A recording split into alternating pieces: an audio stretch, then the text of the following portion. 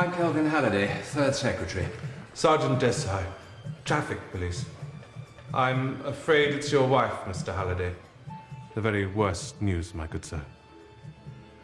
Her car left the road at the Chamber Valley Bridge, and she plunged into the gorge. It's not the first time there for such a tragedy. Was Gwenda with her? My child? Fortunately, no. Oh, thank God. Am I blue? Am I blue? And these tears in my eyes telling you, am I blue?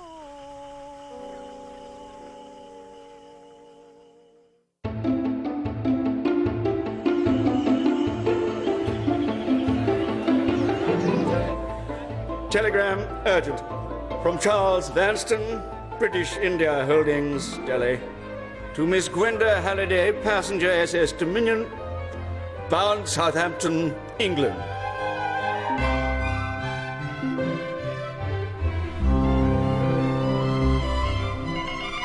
Darling Gwenny, regret too busy, take yesterday's flight as planned. Pressure of work, so still in India. Should have sailed with you, my precious, after all. Therefore, unable meet you, Southampton. Mr. Hugh Hornbeam, London office, instructed welcome and make final wedding preparations. So sorry. Gather Hornbeam, jolly good chap. Beg your pardon. Beg your pardon. Sorry. Desperately sorry not to share your first visit to dear old England. Your very own Charles.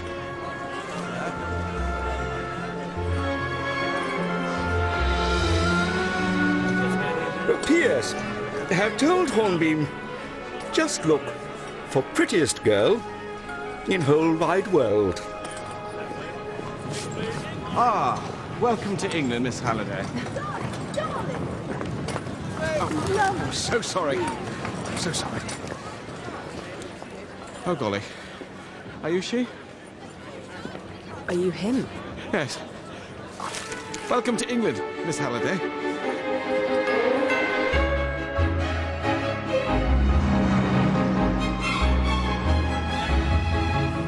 You don't believe in travelling light? My life is in my luggage. I'm not here on holiday. No. And, congratulations on your forthcoming marriage. Thank you.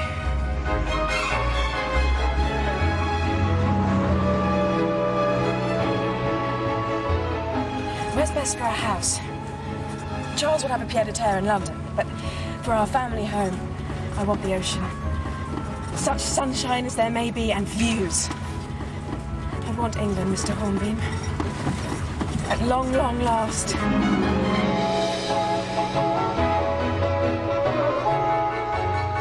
If we turn right at the sea, there is Devon.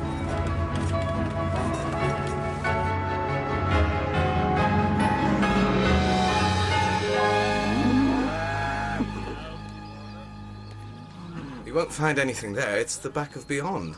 Torquay's a much better bet. No, I definitely think we should look in Dilmouth. I'm sure it's a charming place, but Torquay has a decent hotel and reputable estate agents. We'll get a list of suitable properties No. and... That way. But... Instinct. I always follow my instinct. Drive on.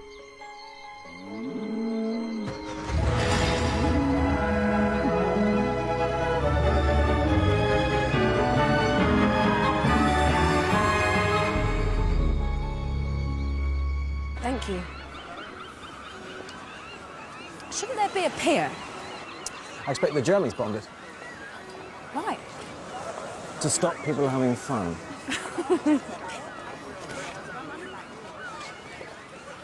Is England anything like you expected? I'm not sure what I expected. How long have you worked for Charles's company? 7 years now. I started at Vanstone International after the war.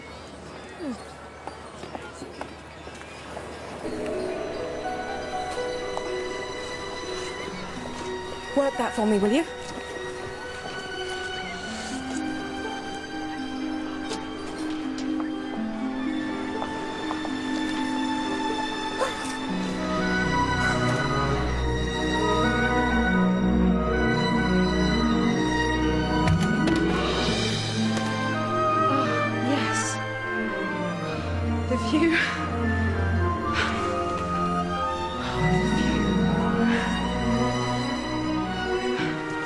This would be our bedroom. Next door would make a wonderful dressing room. Perhaps we could knock through. What's this way?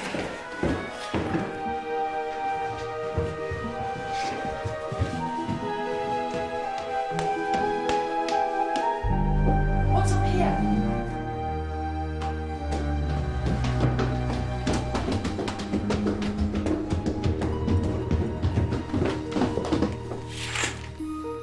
I thought so.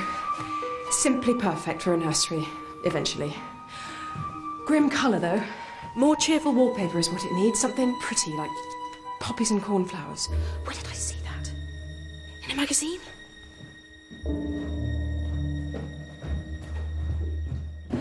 Feels like home already. This is my house. Fix it. Yes. Righty-ho. The Ellsworthies only moved out last month. Mr. Fane thought it'd be hard to shift. Oh, it's Mr. Fane's lucky day then, isn't it, George? What's the matter? Tell me, did someone die in this house? No. Yes, Did they? I expect they must have, miss. It's ever so old.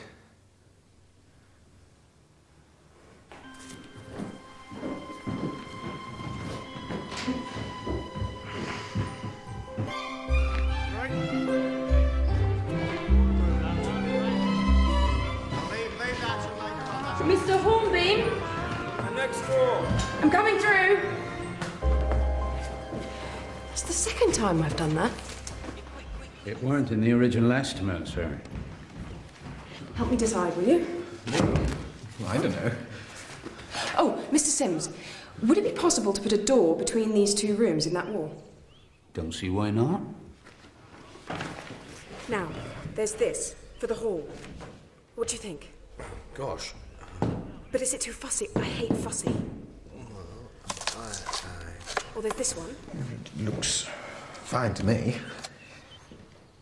Really? Or are you just saying that? Well, I'm blowed. There's a door here already. It's been boarded over. You must be psychic. It's silly you're staying in a hotel tonight, isn't it? You could get yourself a camp bed and some blankets. I'm quite happy in the hotel, but if you're feeling nervous... No, it would just be more convenient, that's all. Do you need to telephone a wife or someone like that? Oh, no one like that.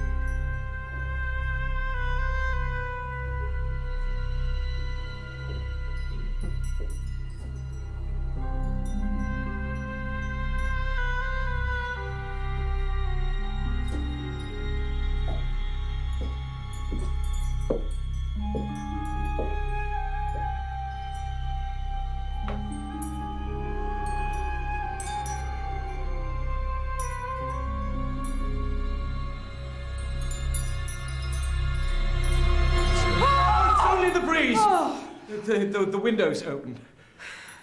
Then please close it.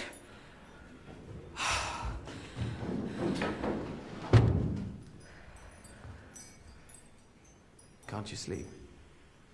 I thought I telephoned Charles. I could make you some cocoa.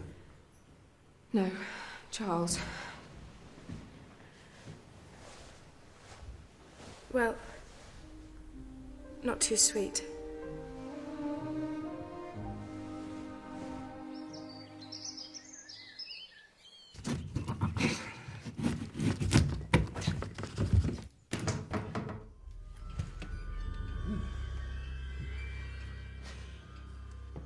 I got that nursery cupboard open for you. You can see the old wallpaper. Much more cheerful and pretty it must have been, that room. Poppies and cornflowers. Poppies and cornflowers. Poppies and cornflowers.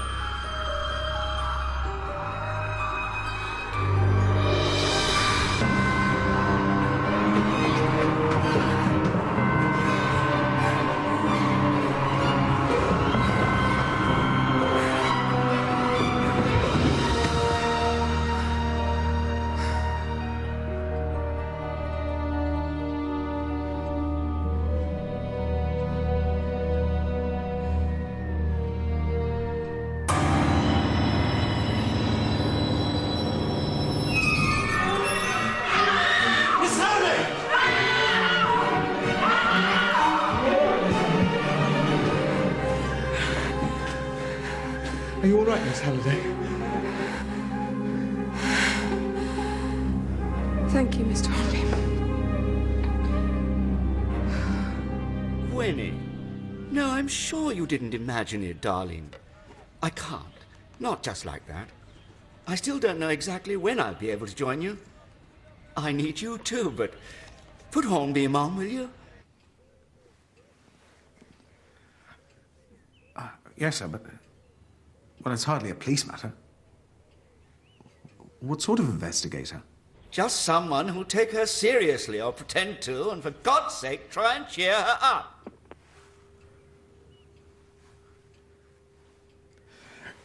Let's go to the theatre. Rookery Nook's on, and I love a rollicking farce. I don't know about you. Yes, operator. St. Mary Mead 235, please.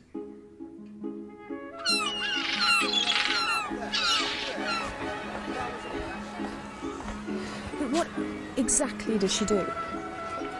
Solves things.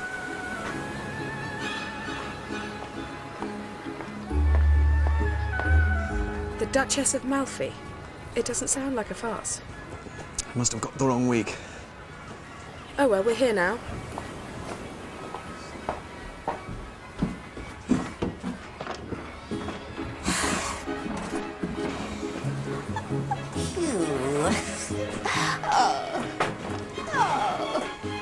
Are you well?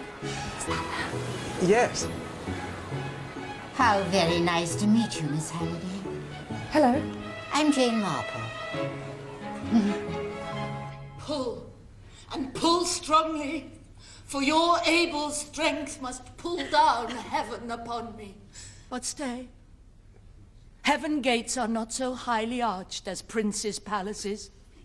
They that enter there must go upon their knees.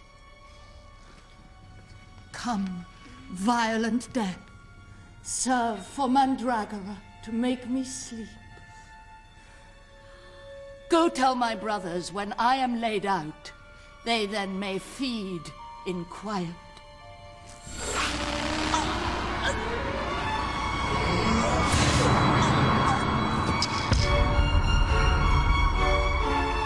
Helen! I saw her again being strangled. Who? Helen. Who's Helen? Miss Halliday, who's Helen? Strangling is a very quiet death.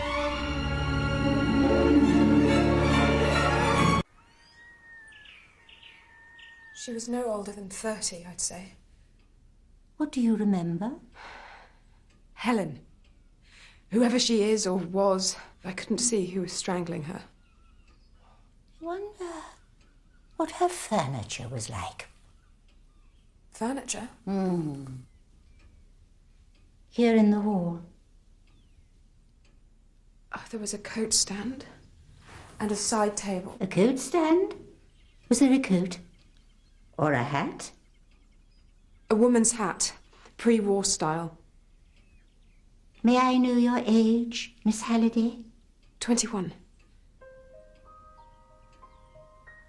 I think you saw a memory from when you were a child who looked through banisters, not over them, and whose nursery wallpaper was poppies and cornflowers.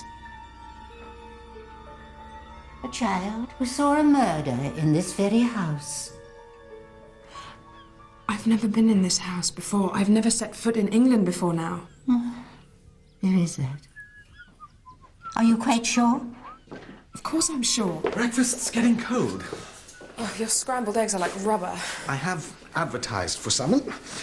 I didn't really train Do to go be... on, Miss Halliday. This is the first time I have been outside of India. My father, Kelvin, was a diplomat there. My mother died in an accident when I was a baby, and Daddy 2 years later of a heart attack. I do just about remember him, but it was his sister who brought me up. If it was a haunting, we could find out who owned this house from the solicitors. Well, it's a start. Will you come and see Mr. Fane with us, Miss Marple? You could give me a lift into the town. But what I really need is some wool.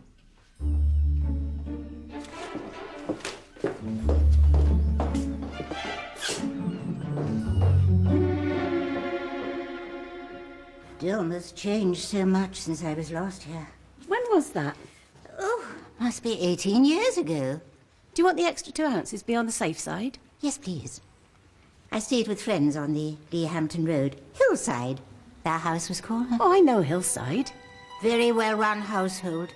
Such obliging girls in service they had. What were their names? Mr. Fane's out.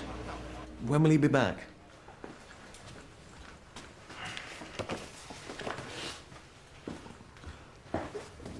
All we want is a glance at the Hillside file.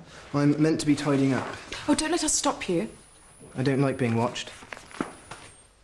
We'll close our eyes. Look, we don't have time to wait for Mr. Fane. I think it was in that filing cabinet there. Where should I look? Let's try H for Hillside, shall we? I really don't think it's a good idea, sir. Mr. Fane will be back soon.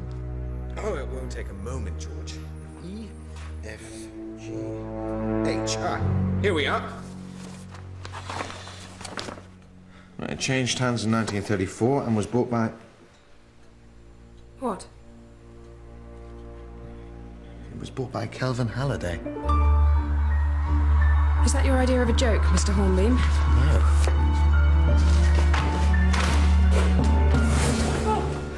Mr. Fane. Mr. Hornbeam. I had to run out her mother's library books. Problem? No, Mr. Fane. Thank you.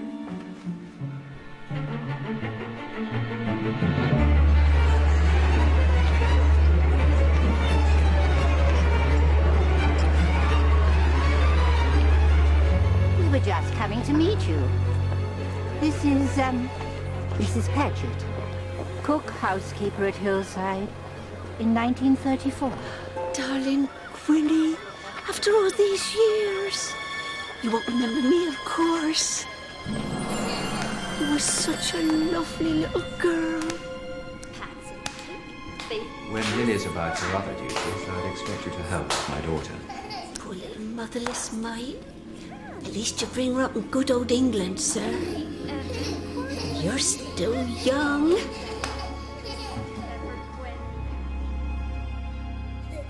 Very handsome man, your father. And it didn't take him long to find a young lady. Is this a refrigerator?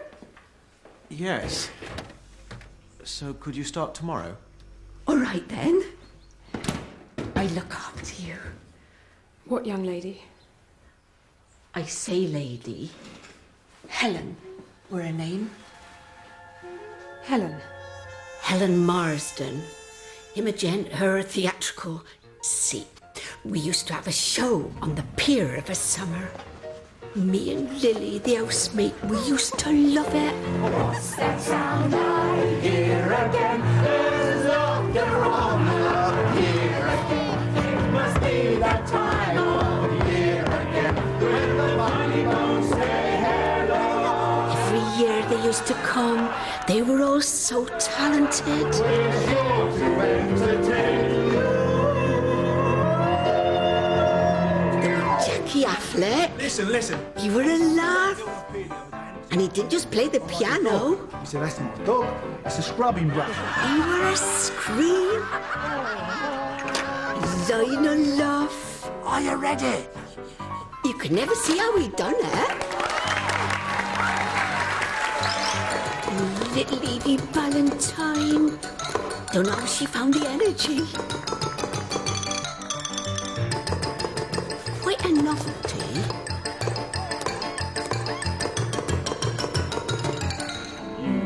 The Erskines were in charge of the funny bones. Janet could done opera with her voice. And Dickie could have been in films with his looks. He were Lily's favourite.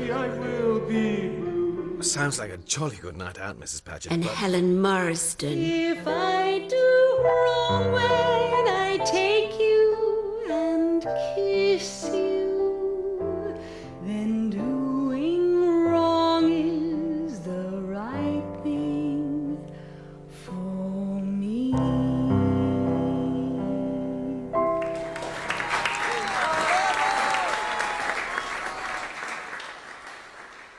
She and your father got engaged.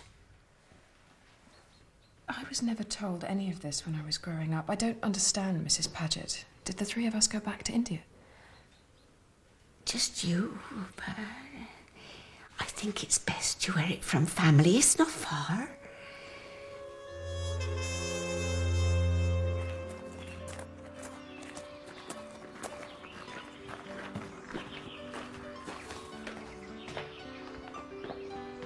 RMPA? Oh, he's a trick cyclist. A what? A psychiatrist.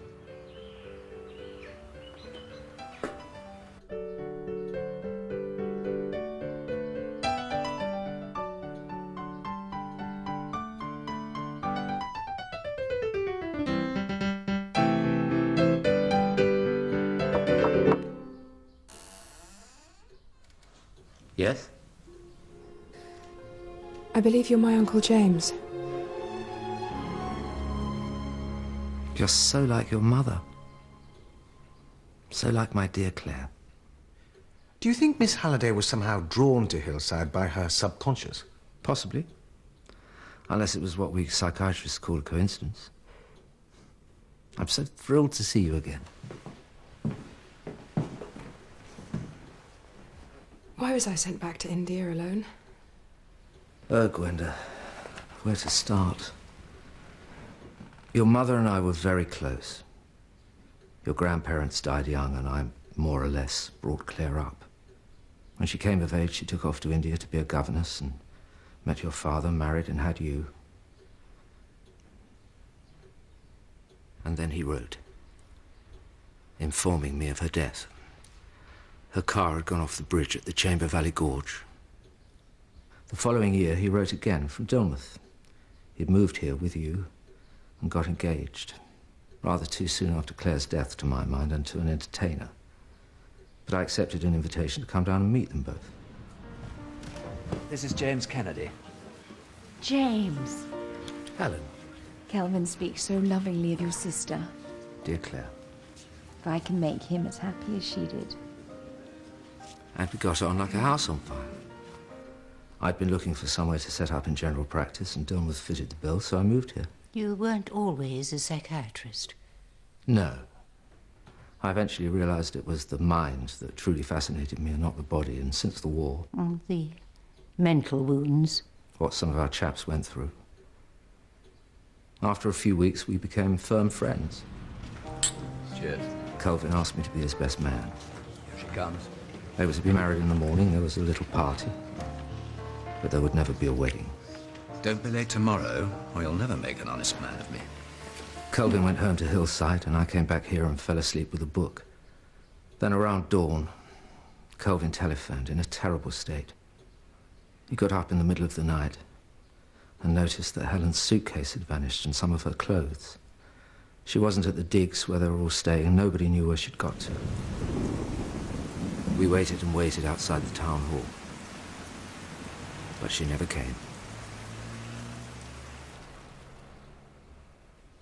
Kelvin was devastated. He took to walking for hours on end every day up on the cliffs, trying to find some sort of answer for himself. And then she sent him a postcard from London. No address, no explanation, it just said she was happy and not to look for her. The police found it at Hillside after they'd discovered his body at the foot of the cliffs. I'm so sorry, Gwenda. You were sent back to your aunt in India, and we agreed you need never be burdened with the true circumstances of your father's death. Do you have a photograph of Helen, by any chance? Yes.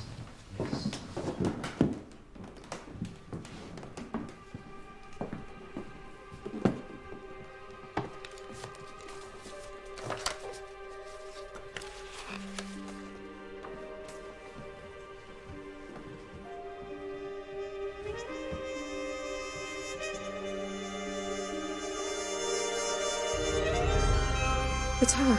I don't understand. I saw her strangled. It's in here somewhere. I remember that dreadful day it came, miss. Here. I should have torn it up, just like she tore his poor heart in two. Didn't deserve that, the dear man. I'm sorry, Kelvin, darling. Please don't ever try to find me. I'm happy now. Helen.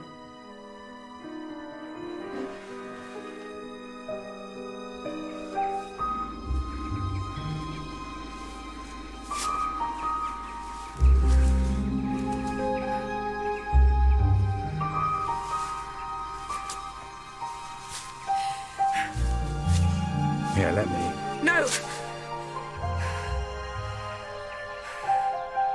I'm sorry, Hugh.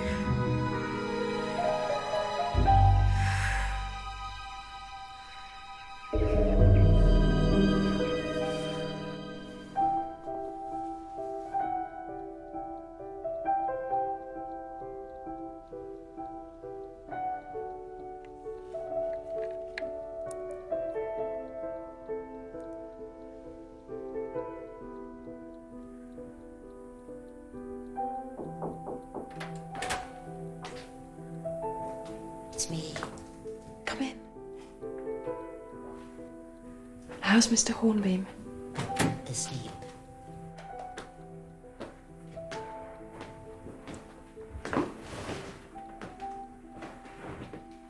It's all I have of my mother's. Lovely. I promised myself I wouldn't wear it until my wedding day. Must be tempting. I shouldn't really care about her, should I? But she was murdered. I don't care about the postcard. Postcards can be forged. They certainly can be. But, it was a long time ago. Do you really want to rake up the past? Who knows what else we may find?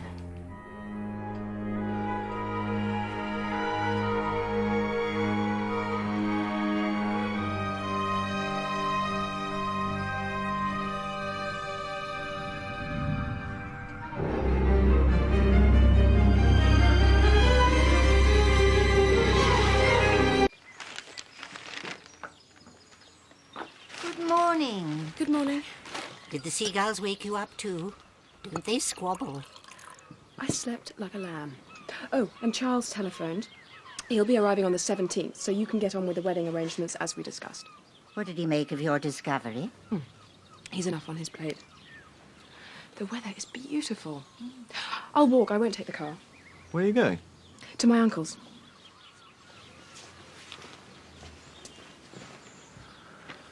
God's in his heaven and all's right with the world. I don't think. Did she say anything to you about the possibility her father... Her father committed suicide because he'd murdered Helen? Not yet. Tea? You sure you don't prefer a glass of fresh cold milk straight from the refrigerator? No, thank you. Where was I? Miss Marsden. We rubbed along all right, but he were a gentleman and she weren't, if you take my meaning. But she were wonderfully loving with Gwenny. So good with her, I'll say that, even though she won her own. Class will out though, wasn't it?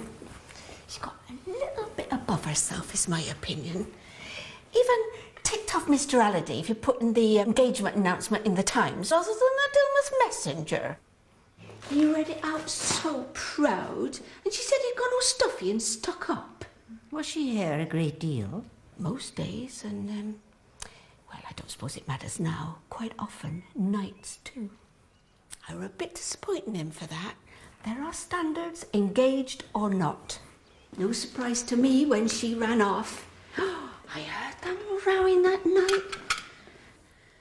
She was supposed to be at her digs. She turned up here.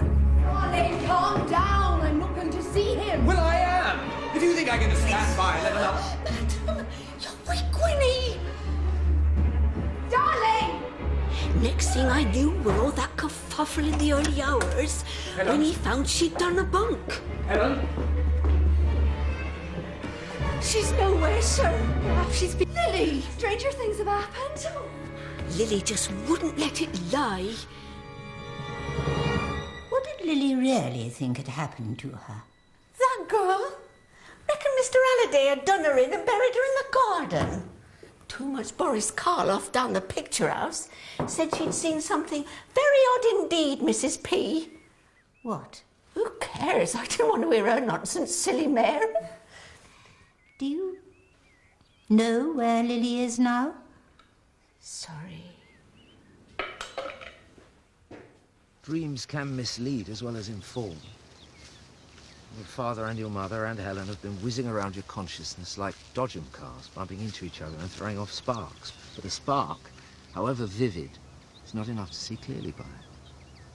So you don't think my father murdered two women?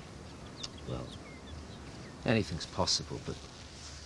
You know, Claire died when her car went off the bridge. And you've seen Helen's postcard. But I recognised Helen from the photograph. It was her I saw strangled. Bump! Sparks again. I'm not saying you didn't see what you saw, but perhaps Helen's been what we call projected onto your memory. And before we jump to conclusions about your father, we need some solid facts, don't we? Yes.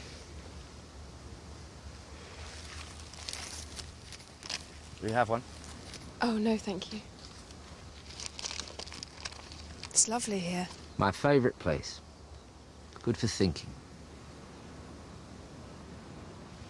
You will come to the wedding, won't you? You try and stop me. The truth is, I'm a little scared. Charles is so worldly, and I just pretend to be for him. Of course, he's... So much older. Yes. Well, perhaps that's why you fell for him. Hmm?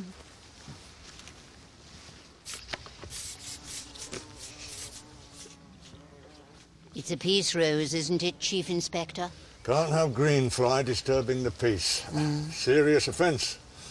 Hit them hard. The only language they understand. I remember it.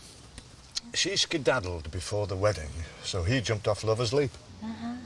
You never had cause to doubt that version of events? Nope, open and shut. Nothing odd? Unless you count Gunga Din. Hmm? The night Helen Marsden ran off, there was an Indian gentleman seen near the floral clock at about 1:10. You do mean... Actual time, not when the nasturtiums are planted. What was he doing? Nothing. Heads turn now if an Indian's seen walking along Dilmouth Prom. Back then, Mrs. Fane thought she'd be murdered in her bed. Mrs. Fane? Any relation to Walter, the solicitor? His mother. Ah. She reported it the next day. Funny old stick. I think she keeps him on a bit of a tight leash. Now, if you'll excuse me, I retire on Friday, and I've got a speech to write. Huh?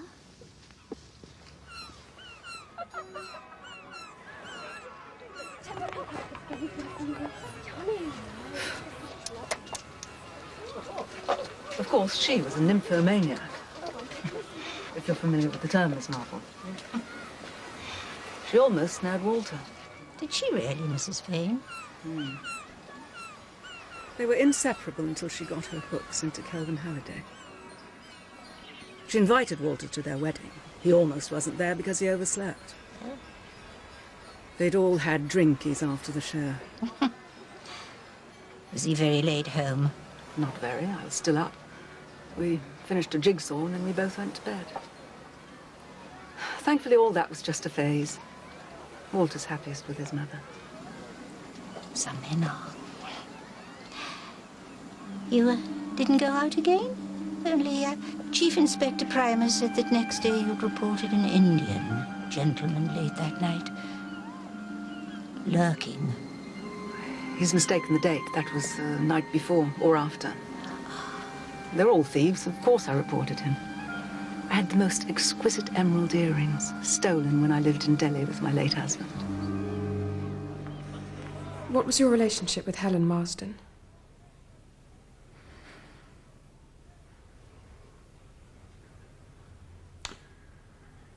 I loved her. Before she became engaged to my father? And afterwards. I don't mean, I loved Helen as a dearest friend. We were so very close. I used to confide everything in her, much to the disgust of my mother. But I didn't care. Helen was so understanding of how beguiled a shy country solicitor was by her world. She used to invite me to watch the show from the wings. It was thrilling to feel a part of it.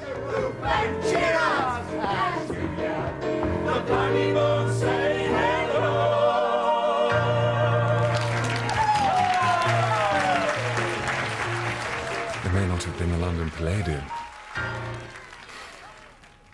but it beat Thursday night Monopoly with Mother and her friends into a cocked hat, I can tell you. Did she ever talk of her family?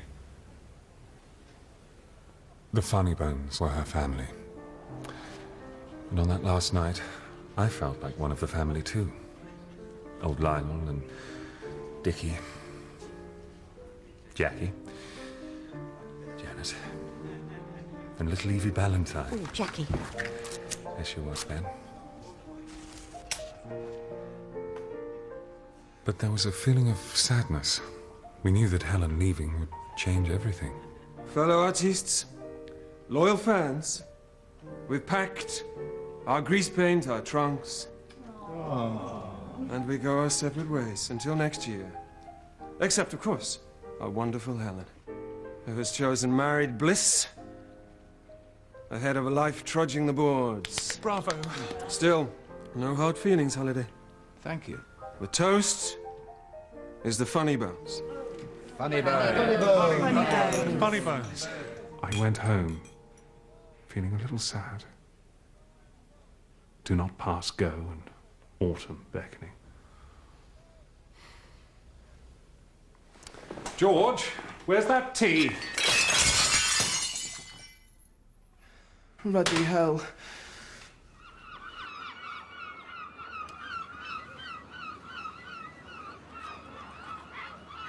All our dreams. Where did they go? Except for Evie's, of course. Oh? Eve Ballantyne. That's Ballantyne with a Y. You must have heard her records or on the wireless. Well, I'm not terribly up to date, I'm afraid. Oh. Dickie be down in a mo. Of course, I remember that night. End of the season. And as it turned out, end of the funny bones. Next year, come what may, the funny bones say goodbye.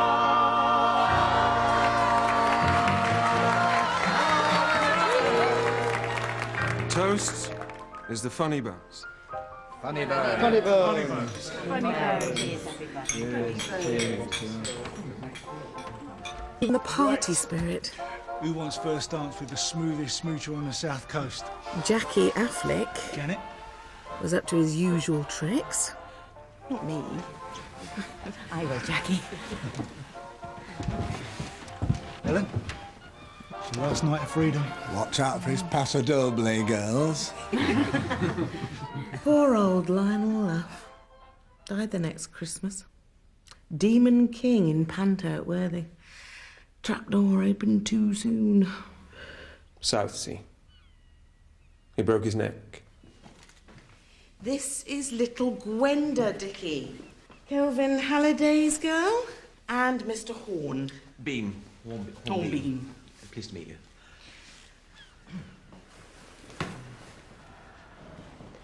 You said it was the end of the funny bones, Mrs. Erskine. Well, by the next summer, things had changed for us, hadn't they, dear? And on that last night, I had some news for him. Dickie. Dickie. What? I'm pregnant, dear. We couldn't run a company and bring up a baby. Ooh. Actually, this is our George. He's 18 now. You're George? We met him through Mr. Fane when I bought Hillside. Charming lad. Yes. Dickie thought that Walter would never take him on, but I said it was worth a try, and he's doing jolly well. Did you see my father later that night? Yes. He was frantic. Some of Helen's stuff had gone missing from Hillside, and so he got me out of bed so that he could look in her wardrobe. Her wedding outfit was still there. He got you out of bed? Yes, I'd slept in Helen's room that night because Dickie was snoring. First floor at the back. She used to share with Evie. This used to be the Funny Bones digs when it was Mrs. Finderson's. After the war, we had to adjust. Medals don't pay bills. Dilmouth seemed like the obvious place, so we bought the house ourselves. Know what I thought?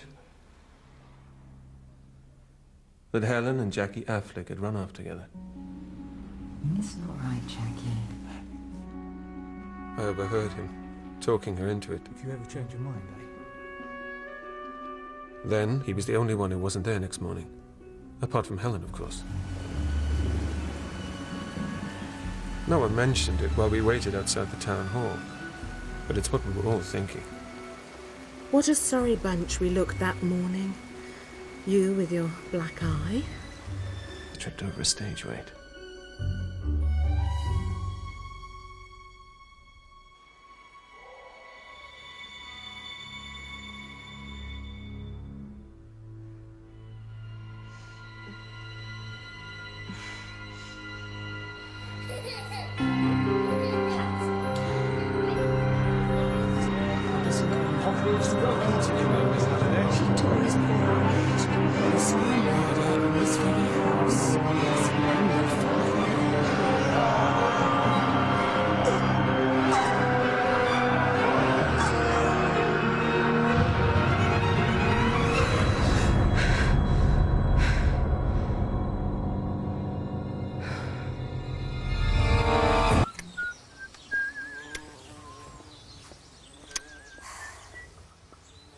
Is it left at the top of the lane for Dr. Kennedy's, all right?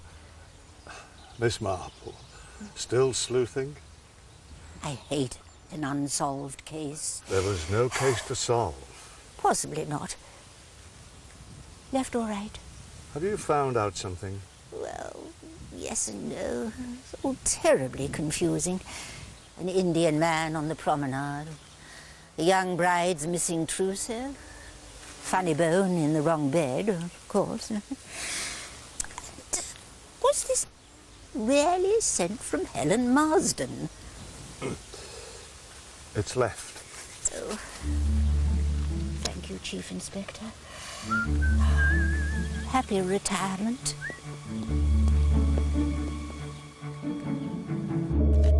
You wouldn't have something else Helen had written from before? Something we knew could be hunky-dory? Well, when Miss Marple told me you were probably taking the case, I thought of this. But an autograph's hardly typical, is it? No good for a comparison, no. Nothing else? I'm afraid not. This could be hunky-dory. Darling James, you're the best man ever. And all my fondest love for being so wonderful to me. Your very own Helen. I'd forgotten that. Well done. Very theatrical. That was her. I was rather flattered. We'll, get these off to the experts, then. Oh, just for the record, Doctor, where were you that night? As I've told Miss Marple, I was here asleep. Alone, I take it? Very much so, thank you. Do you know why she was at Hillside that night? Was she? According to Mrs. Paget. Calvin never told me that. I know Claire did sometimes. I'm so sorry. My sister's been on my mind terribly since Gwenda came into my life. Helen did sometimes spend the night with Kelvin. I tried not to judge. They were desperately in love. We can't rule out any possibility yet, can we? If it were me, I'd be trying to find that maid, Lily, and find out what she knew. I placed an advertisement for her yesterday. Have you? Yes. Oh. Good. Do you think Erskine was right about Jackie Affleck? Let's find out.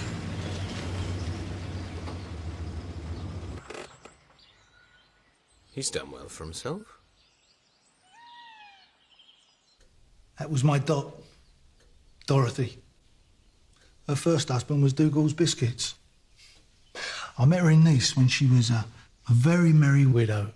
And Bob's your uncle. God rest her soul.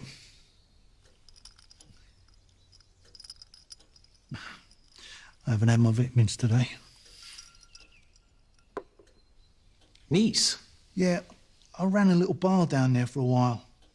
Well, until I met Dot. See, I was set up in France when I left the Funny Bones. That must have cost a bit. Thrifty, me. Why weren't you at the registry office with the other Funny Bones? Were you not invited?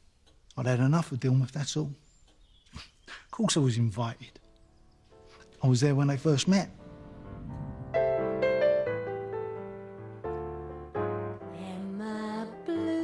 We were rehearsing a new number when he wandered in. With you in his arms.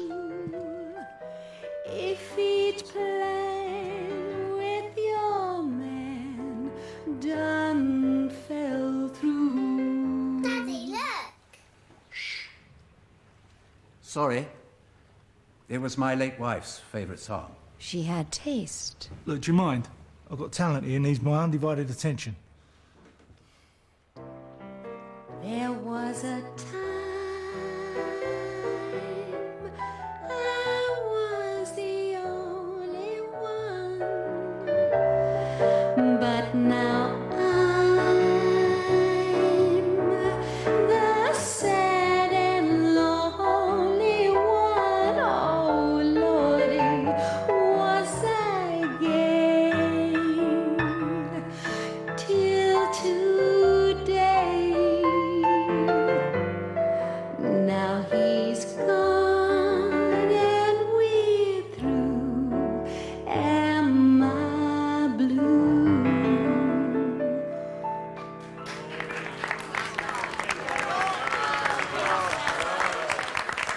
You were asking me about the last night. Mr. Erskine said he had an argument with a stage weight. Got a black eye. Did he? Did he really? It was my fist. You see, Erskine and me, we never really hit it off. And things came to a head on it last night. Who wants first dance with the smoothest smoocher on the south coast? Janet? He knew his missus was just playing hard to get with yours truly. Not me. I will, Jackie. Helen? It's your last night of freedom. To be honest, I thought if I played my cards right. Enough's enough now, ladies. I'm cutting in. Helen, here! She wouldn't play ball. Where are you going? What about me, Jackie? Won't I, dear? Oh, come on, it's such a lovely song. Please, Jackie. Just get off. You said something to her and she was gone. See you in the morning.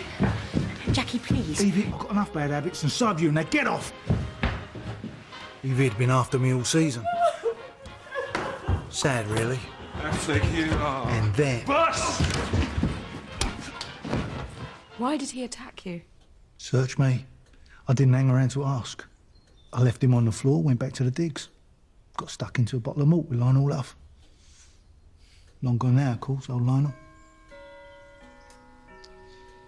Can you think of any reasons for Helen's disappearance? Maybe she was murdered. Have you thought of that? As it happens, Mr. Affleck. No. No, we haven't. Go on. Well, if you ask me, Erskine bumped Helen off. Why? Because the funny bones were his life. We packed our grease paint, our trunks. He knew she was our biggest draw.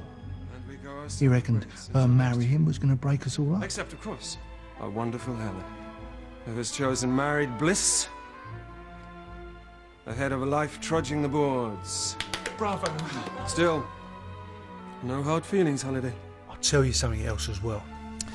He had a wife before Janet, and she disappeared. What do you know about her? Only that she couldn't have kids. Yeah, he told me once. He said that set them against each other. Anyway, bright and early the next morning, I get on the milk train out of Dilmouth. Never looked back. How interesting. Helen would turn her back on Jackie Affleck and a glittering career to settle down in a rather conventional marriage. And to a man with a child. Jolly romantic, though. Romantic? She was a little gold digger. The very same song that meant so much to your mother, eh?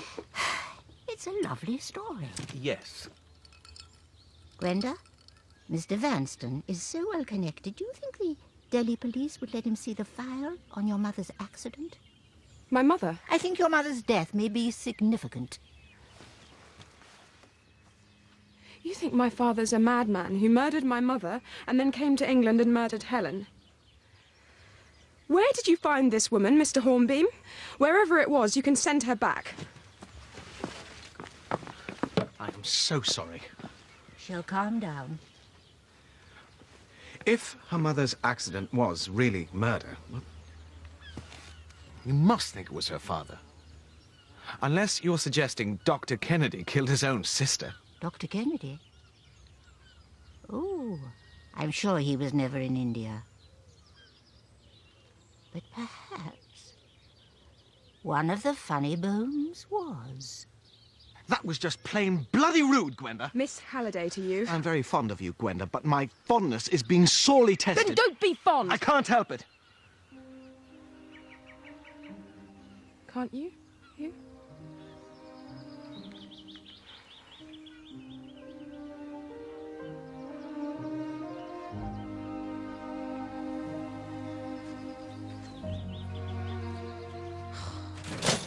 So, George was 11 when you came back to Dilmouth?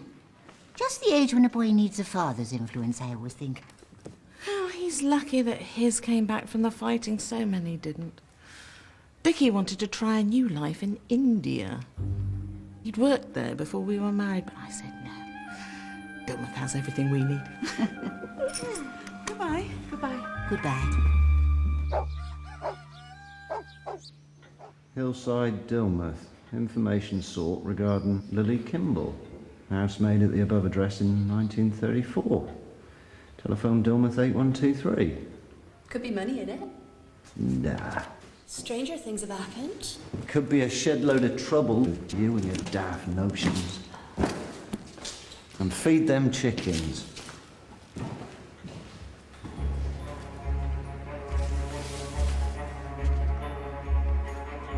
Dear Dr. Kennedy, please can you give me advice, because you are a professional gentleman, What to do about enclosed? What was in the paper?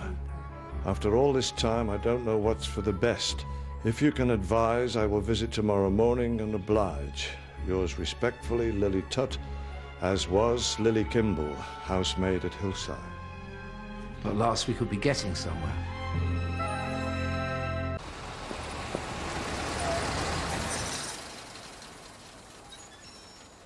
Yes, Mr. Vanston. No, I can't speak any louder, I'm afraid, sir, in case she hears. What have you found out? Claire Halliday's death in 1933 was Never regarded as anything but an accident. though the traffic division released the file to an Inspector Chopra of the criminal police some months later. Hornbeam, is this secrecy strictly necessary? Believe me, sir, it could make all the difference to your future happiness. Could you find this Inspector Chopra? And I'll be wiring something very important through tomorrow. Thank you. The Palladium. Confirming Eve Ballantyne with a Y will see us after the show. Do this up for me, will you? I'm giving it an outing before the big day. My whole flat would fit in this suite. How do you manage? Well, if I feel cramped, there's Kensington Gardens. Any spare time from Vanston International, I do the Geological Museum. Rocks? No, it hadn't been for the war. It's what I studied. But with my mother left alone with two much younger brothers, isostatically depressed Atwash deposits wouldn't have put bread on the table. Before we go back tomorrow, Hugh, do you think if there's time we could see Buckingham Palace and Big Ben? Oh, and is Windsor Castle very far?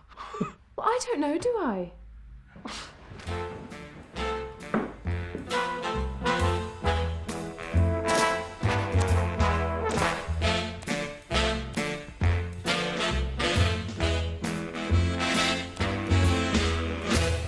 I'll go my way by myself.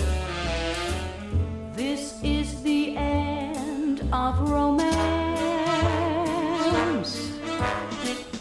I'll go my way by myself. Love is only a dance. I'll face the unknown. I'll build a world of my own. I'm by myself alone. Chocolate, dear.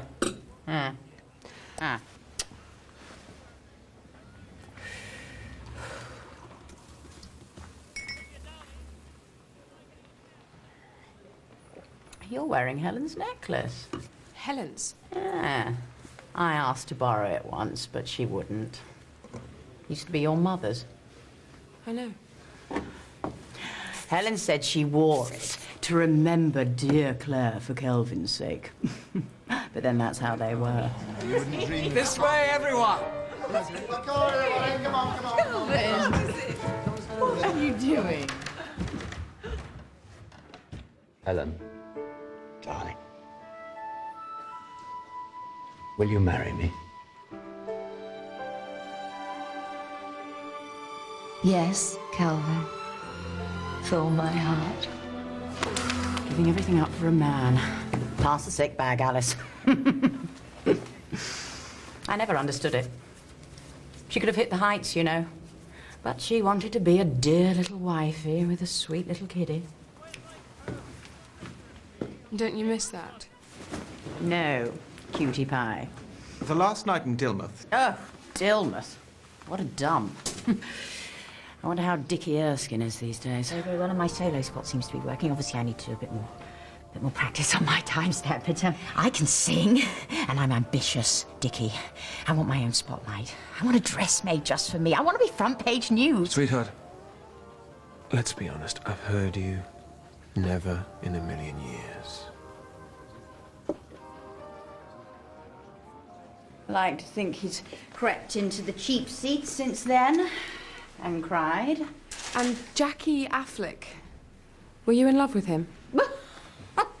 That jerk. Give me a break.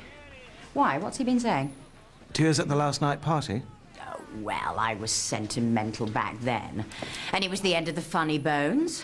I knew I was leaving Dilmouth to take the long, hard road to stardom. Do you remember anything unusual happening that night? Oh, well, there was Walter Fane, I suppose. I got back to the digs, and there he was. Talk about desperate. Where's Helen? She's not back. I must see her. I'm sorry, I can't help you. Beauty sleep!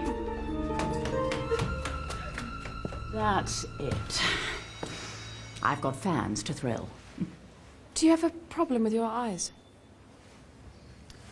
The one thing I learned from Helen, my dear, was mystery. Miss Valentine, have you ever been to India? Yes. When? During the war, bringing much-needed glamour to our dear, brave troops. Why? Nothing. Well, goodbye, darlings.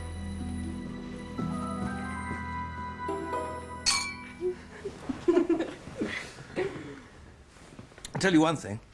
I won't go down on bended knee when I propose. Far too showy. I bet you do. I'll check up on you when you're engaged.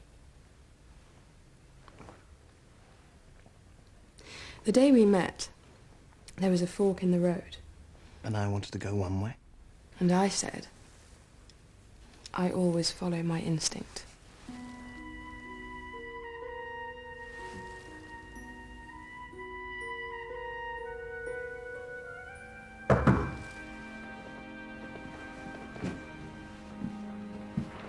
Yes? Telephone message for Miss Halliday, sir.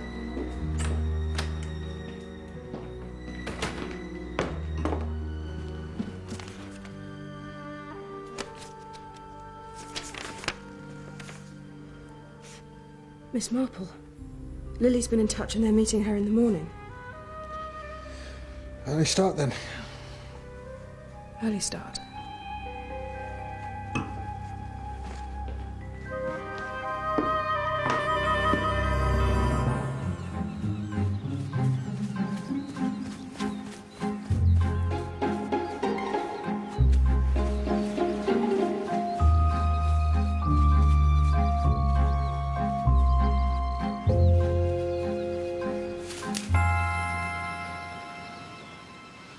Yes.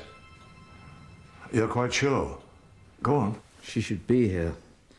The station's just a short walk.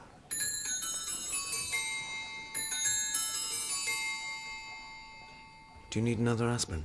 No. How's Charles this morning? Well, thank you. It was lovely to hear him. I wonder if Lily called in at the Erskines first by any chance. Why?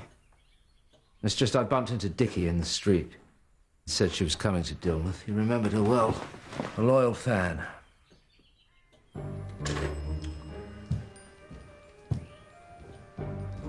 That was Scotland Yard's handwriting expert about Helen's postcard. No doubt about it. A forgery? Genuine. He's 100% certain. That means your father couldn't have murdered Helen because Helen wasn't murdered. My father couldn't have murdered Helen because my father would never have murdered anyone.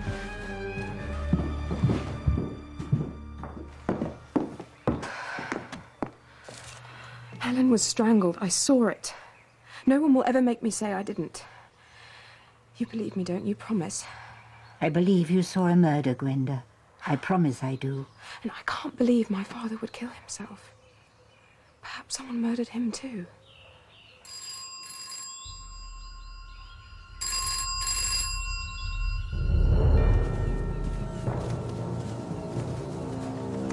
Strangled. I won't be retiring Friday. This isn't the way from the station. Not from Woodley Bolton Station, no. But it is from Matchings Holt. I told her to get off at Woodley Bolton. And to be on the 10:30 from Coombe Lee. But according to the ticket collector at Matchings Holt, She was on the 9:30. Why? If Helen wasn't murdered, what did Lily know that's got her killed? About Helen's postcard and the handwriting, are we quite sure it proves she... You can't argue with the experts. Now, I've been thinking.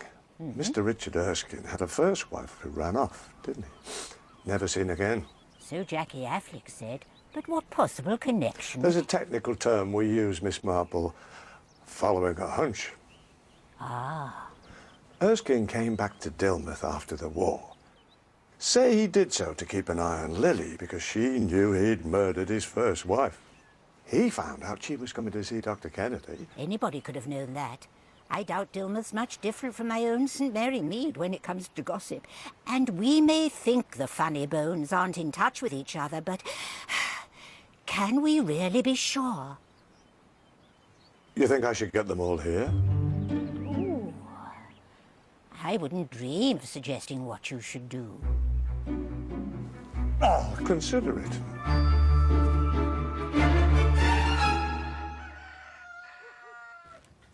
He's the only funny bone Lily had a photograph of.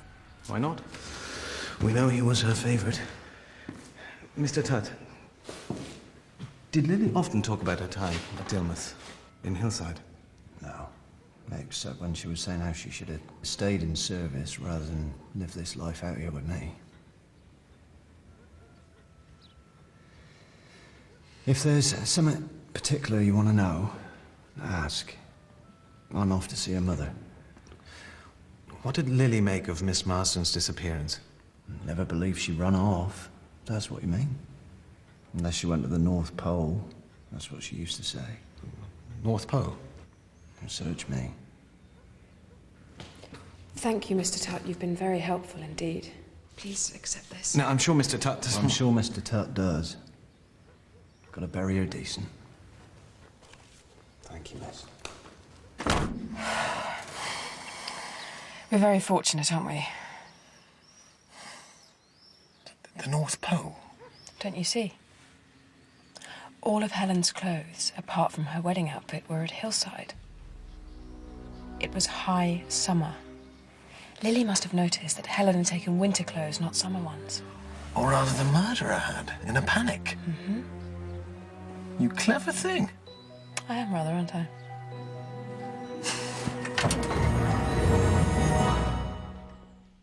I do think the police might wonder, you see. Walter was seen at the Funny Bones digs when you say he was here with you and a jigsaw. He was. And was he here with you when Lily Tutt was murdered, too? Mrs. Vane? Walter's very dear to me. The bond between mother and child, or father and child, always finds expression somehow, whether through love or through making allowances. What would you know about motherhood?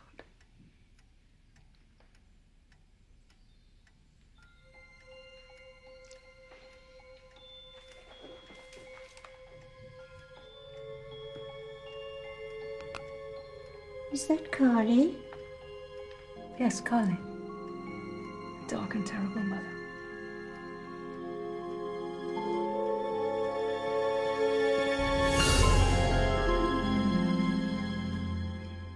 Sergeant Macaulay, please. He's expecting my call.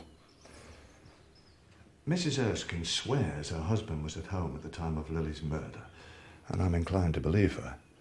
But Mr. Erskine claims his first wife married again to a crofter in the Outer Hebrides, which sounds like a right cock and bull story to me, as I'm sure the local police will be confirming even as we speak. It's fascinating to see how a hunch works. But I do hope they won't be too long about it. Everyone will be here quite soon. Arthur Primer. Yes, Sergeant. Yes. I see. And cheerio the new to you, too.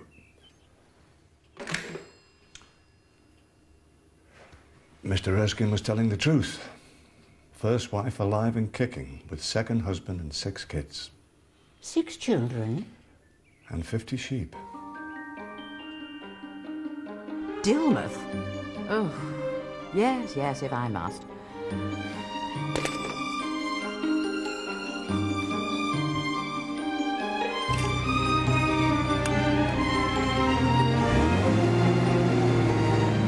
Have a wizard time.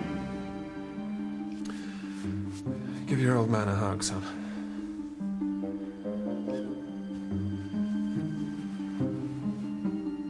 George, you're on my foot. Oh.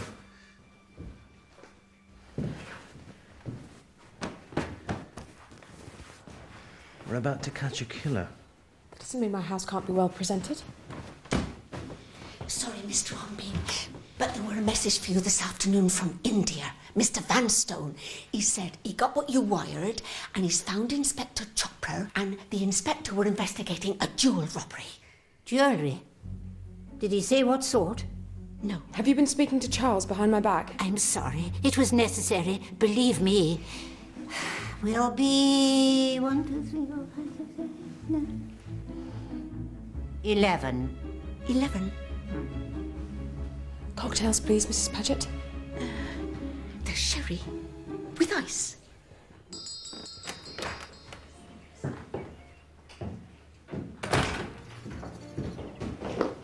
Ah, Dr. Kennedy, they're in there.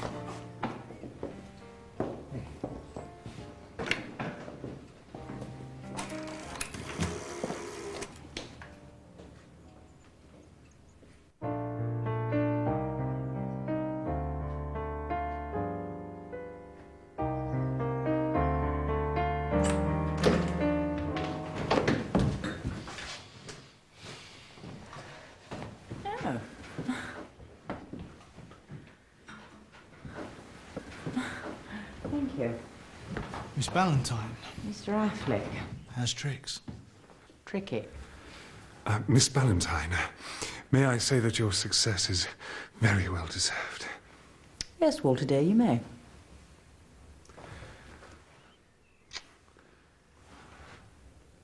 Oh, Dickie, look at you. Do you know what time it is here, madam? I'm not exactly sure, but I imagine it's dreadfully late. And I'm so sorry to have got you out of what is evidently the wrong side of your bed, Mr. Vanstone. If this is anything less than Gwenda dropping dead... By the way, I take it she hasn't. Did you say, by the way? Yes, why? The line crackled. Please arrange to show Inspector Chopra what we wired immediately. And what's this about a jewel robbery?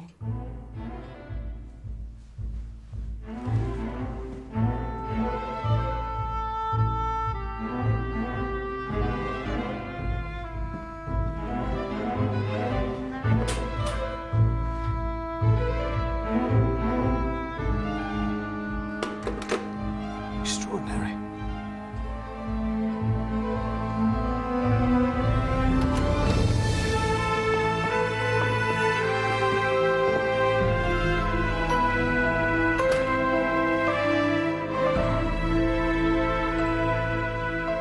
Years ago, Helen Marsden was murdered in this house. Her killer is in this room. Mr. Fane. What?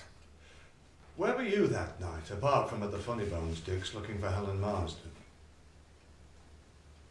Well, they asked, Walter. And it was a bit odd. And you were a bit odd. You were obsessed with Helen, weren't you? I told you already, she was my friend. Did you want her to be more than that? No. Please just tell the truth. I can't. It would mean turning someone's world upside down. Your choice, Fane.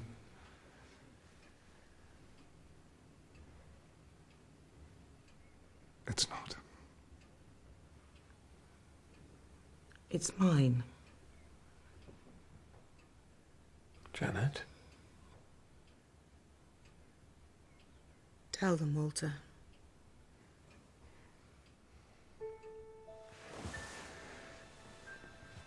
At the goodbye do, I realized I couldn't let Janet leave without a very private goodbye. I went to her dressing room, but I heard Dickie coming, so I had to hide.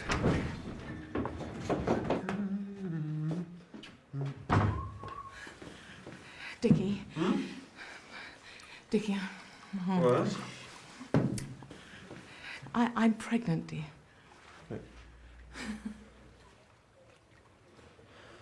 How can I keep a company running with a child on the way? Stupid, bloody woman! I was as shocked as he was. But I just knew somehow when I overheard. Are you saying Fane? Yes. He is George's father. Walter! Oh, Dickie. You've always known, haven't you, somehow, that George isn't your son? Yes. Because it wasn't your first wife who couldn't have children, was it, Mr. Erskine? She's married 6 with her second husband. It was you.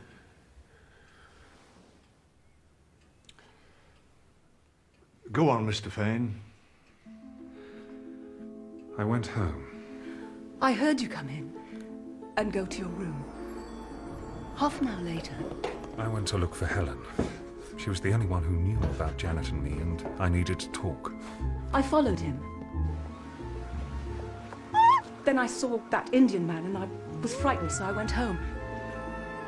I was waiting at the Funny Bones digs. Where's Helen? She's not back. I must see her! I'm sorry, I can't help you. Which is when Miss Ballantyne saw me. Walter, I'm sorry. Oh, how could I ever have thought you? My own child. You were always such a gentle boy, you could never kill anyone. Oh. Look on the bright side. You never thought you'd have a grandchild.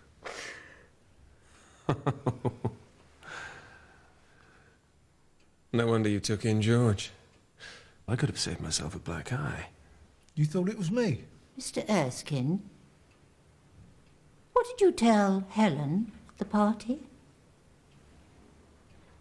I told her I'd seen that Indian chap hanging about by the stage door. She couldn't get out to the theatre fast enough. Through the front entrance. She seemed terrified for some reason. How intriguing. Sorry. Do go on. Nothing much to tell except taking a swing at Affleck. When you hightailed it out of Dilmouth in the morning, I assumed you had a guilty conscience about Janet. Maybe the guilt was about Helen. Oh, come off it. You had just failed to get your way with her at the party. I know, but, look, I went back to the digs. Honest. And then for the rest of the night... This places me in a very difficult position, professionally speaking. You, Dr. Kennedy?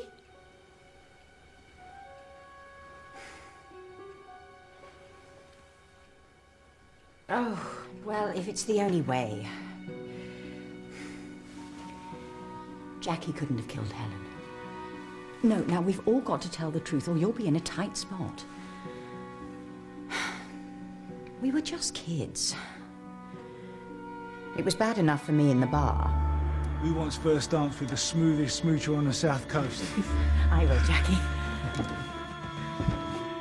And then it got worse. I want to be front page news. Sweetheart, I've heard you. Never in a million years. I've got enough bad habits inside of you, now get off!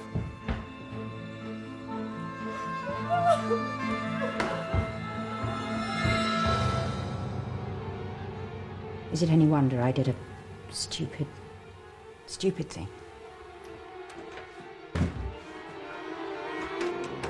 She was in my room. God knows how many of those pills she'd taken. But I got her into Lionel Luff's old jalopy and I took her up to see the doc. I gave Miss Ballantyne an emetic, and when she was rid of the worst, I sat with her until close to dawn while she slept it off. Why didn't you take her to the hospital? The pills were Benzodrex.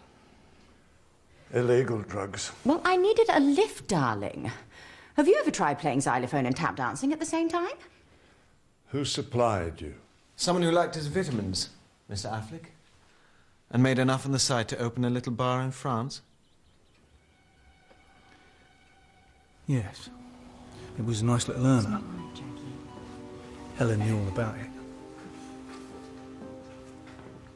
Well, if you ever change your mind, eh?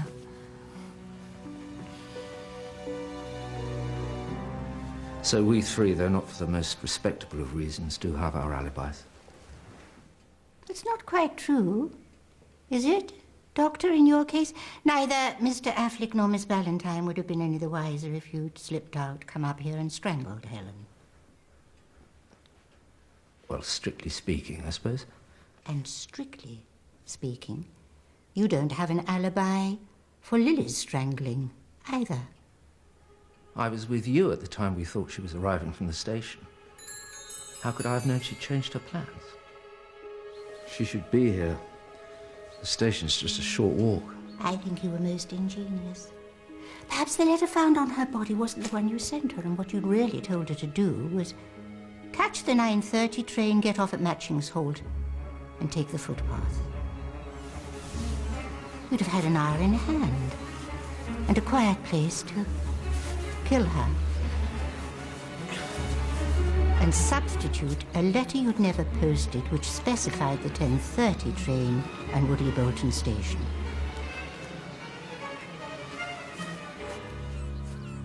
This beats the convoluted and bizarre fantasies of my most disturbed patients. You seem to have a liking for little tricks involving the post. I think Helen's card was another. Or rather your card, since I believe you forged it and sent it from London. Don't you trust Scotland Yard? Oh, yes, their expert was quite right. The card and photograph were both written in the same hand. Could have been yours, disguised. When you knew Mr. Primer and I were coming to see you, you would have written that message from Helen on the back. Darling James, you're the best man ever. And all My fondest love for being so wonderful to me. Your very own Helen. You must have intercepted the card before it was delivered here to Kelvin Halliday. You followed Mr. Halliday on his regular cliff walk and pushed him to his death on the rocks below. Then you delivered the postcard, so when it was found, everyone assumed he'd killed himself after reading from Helen that she'd gone from his life forever. Oh, this is preposterous. Why on earth would I kill Helen Marsden? Where's this taking us? To India, Dr. Kennedy, and to your sister Claire. My mother again? Excuse me. Your mother, Gwenda, was dismissed from her post as governess for theft. By the time she met your father, she was working in a nightclub. She danced with lonely men, nothing more, but sometimes an unguarded pocket was picked. Then she fell in love and married, and you were born, but her past caught up with her. Inspector Chopra of the Delhi police was on the trail of some stolen jewellery.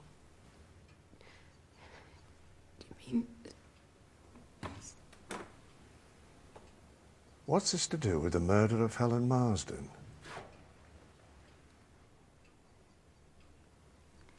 That telephone call was from India. You killed your sister. I've never been to India. She didn't die in India. She died in Dilmouth. Claire Halliday and Helen Marsden were one and the same person. Claire and Kelvin Halliday devised a plan to start a new life so she could leave her criminal past behind her once and for all.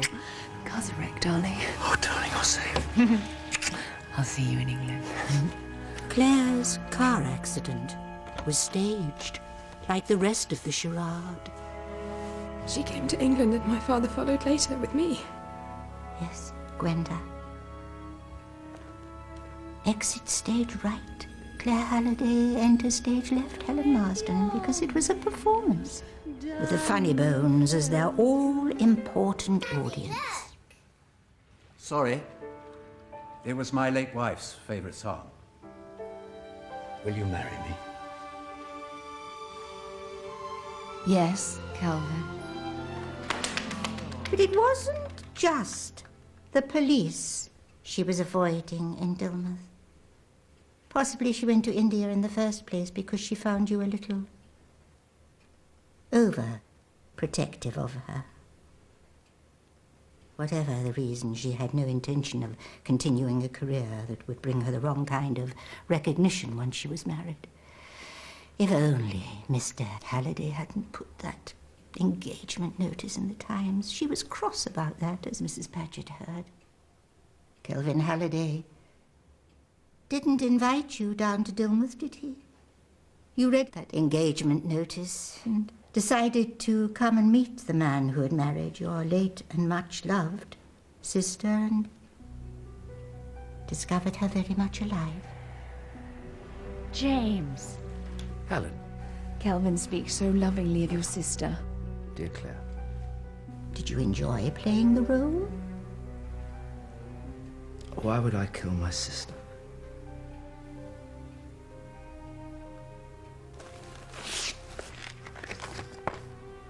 Darling James, oh my fondest love, your very own sort of thing Helen Marsden could write, but knowing she didn't, I wonder if you, forgive me, Doctor, subconsciously chose the words you longed for Claire to say to you.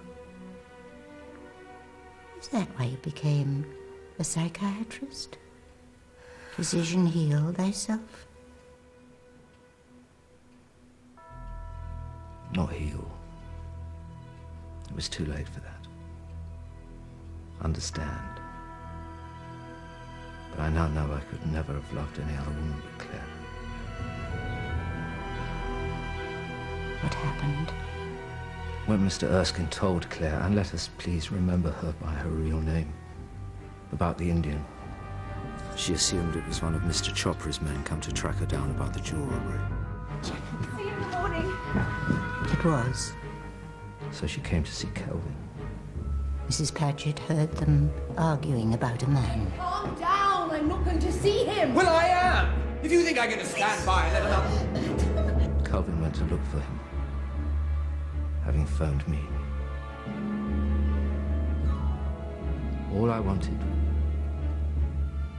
was one proper kiss from my little sister before it was too late. Just once. Just tonight, for your darling James. No. You're my very own. My very own.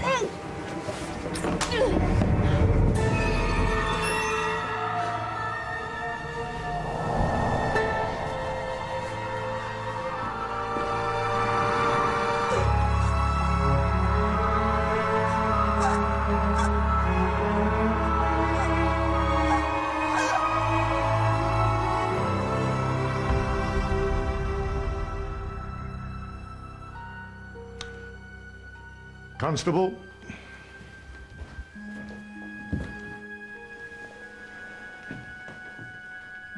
James Alfred Kennedy, you have the right to remain silent, but anything you say... Where's my mother? Uncle James. Where is she?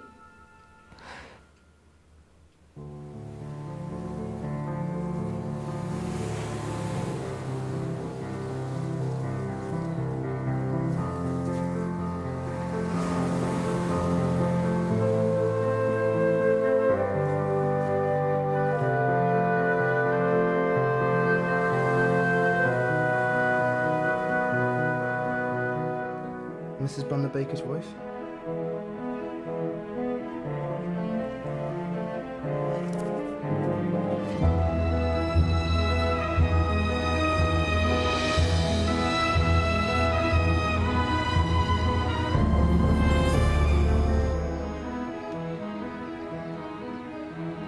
She deserves better.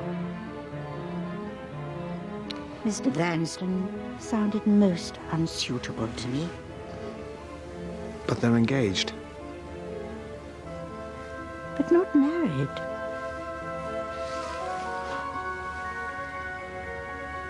Yet. Instinct.